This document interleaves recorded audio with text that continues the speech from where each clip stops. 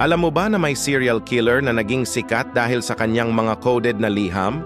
Hulyo 1969, San Francisco. Ang Zodiac Killer ay nagsimulang magpadala ng encrypted letters sa mga pahayagan. Nag-claim siya ng credit para sa mga pagpatay kasama ang mga detalyeng alam lang ng tunay na killer. Ang kanyang 340-character cipher ay hindi masolve ng FBI cryptographers ng maraming dekada. Tumawag siya sa pulisya, dinescribe kung paano niya tinorture ang mga biktima.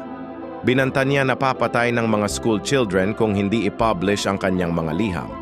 Sa pinaka-disturbing niyang sulat, nag-claim siya ng 37 victims.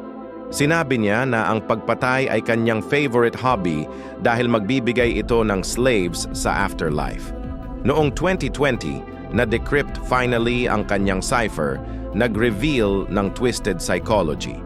Pero hanggang ngayon, hindi pa rin natin alam kung sino siya. May DNA evidence, fingerprints, handwriting samples, pero walang match. Sinabi niya mismo ang kanyang legacy. Hindi ako takot dahil alam ko na ang bagong buhay ko ay magiging madali sa paradise death. Nanatiling mystery hanggang ngayon.